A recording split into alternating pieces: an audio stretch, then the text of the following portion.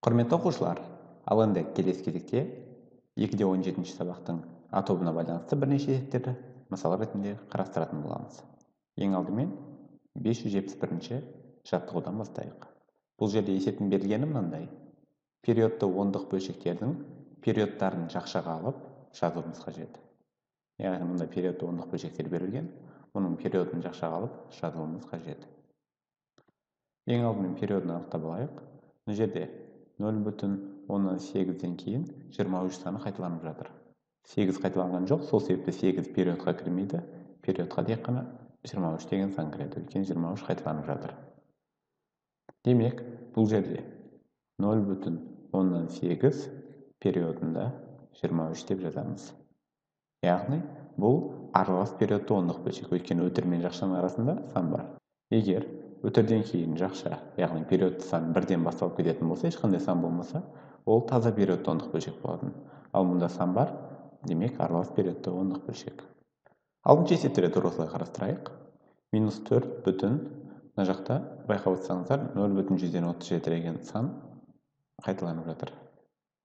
Ары қарай көрнекте қойылған. Демек, бұл жерде -4 бүтін периодта, яғни периодтағы сан жақшаның ішіне жазамыз 0,37. Бұл таза периодты ондық бөлшек, өйткені өтірден кейін бірден периодтағы сан басталып кетіп отыр. Келесі 572 жаттығу. Бұл жерде есептің берілгені мынандай. Периодты ондық бөлшектің ішінен таза периодты ондық бөлшекті бір жолға, аралас периодты ондық бөлшекті екінші жолға жазыңдар деп отыр.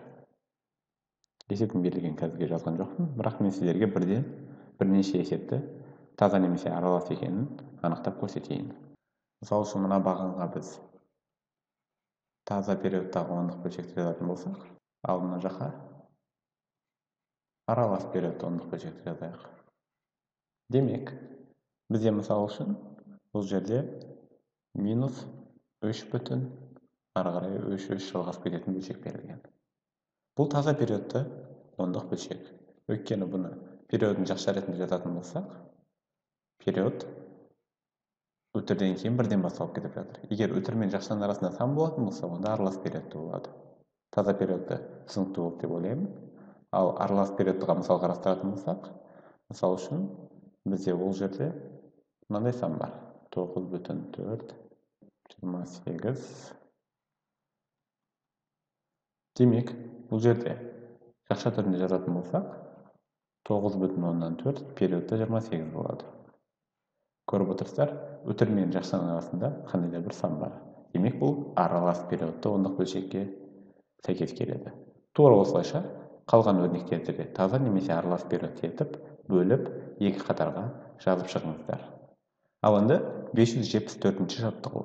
Мұнда рационал сандар берілген, яғни бөлшек түрінде біз оны ондық бөлшек түрінде жазуымыз қажет. Мысалы үшін 1,9-дан 1 деген сан берілген. Мұны ондық бөлшек түрінде жазу үшін, мысалы үшін 1 қосылған 9-дан 1 деп ең алдымен бүтін және бөлшек бөліктерін бөліп жазып алайын. Негізі 9-дан 1 деген санды сіздер бірден жақсы білесіздер. Бұны ондық бөлшек ретінде жазатын болсақ, 0 периодта 1 болады. Оның қалай шыққанын қазір сіздерге түсіндірейін. 1 қосылған орнына жазып тұрар үшін, енді 9-дан 1-ді ондық бөлшекке айналдырайық. Яғни 1-ді бөлеміз 9-ға. 1 9-дан кішкентай, сол себепті 0-ден беріп бүтір қайырамыз. Мына жақта 1-дің өзін жазып 0 береміз бұл жаққа да. Өйткені мына жақта 0 беріп бүтір қайырдық. Ал енді 10 болу үшін 9-ға 1-ден береміз. Мына жақта 9, 10-нан 9-ға азайтатын болсақ 1 шығады, тағы да 0 береміз. 10 болу үшін тағы да 1-ден береміз. Мына жақта 9 шығады. Азайтсақ тағы да 1 болады. Осылай 0 болады, тағы да 1 береміз. Азайтсақ 9, шексіз жалғасып кете береді. Өйткені 10-нан 9 азайтсақ тағы да 1, тағы да 0 беруге болады. Өтірде қайырған соң шексіз 0 беруге болады. Егер бізде 0 шыққанша өрнекті жалғастыра беруіміз қажет. Яғни азайтқан кезде 0 болу керек. Бізде азайтқан кезде ешқашан 0 болмайды, өйткені 1 деген сан осылай қайталана береді. Сол себепті 9-дан 1 деген өрнекті біз 0 бүтін периодта 1 деп жаза аламыз. Оны 1-ге қосатын болсақ, 1 бүтін периодында 1 деген өрнек шығады.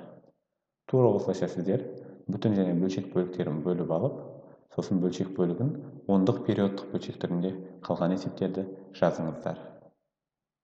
5-76 жаттығуда да периодты ондық бөлшектерінде жазуымыз қажет.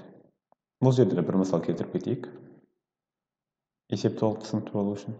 Мысал үшін 3-тен 2 деген жай бөлшек берілген. Енді біз мұны периодты ондық бөлшекте жазу үшін 2-ні 3-ке баған түрінде бөліп көрейік. 2 3-тен кішкентай, сол себепті бұл жерде 0-ден береміз. Сол себепті 2-ні төменге жазып, бұғанда 0 берейік 2-ке. Енді 20 болу үшін 3-ке нешеден беруіміз керек? Әрине, бұл жерде 6-тан береміз.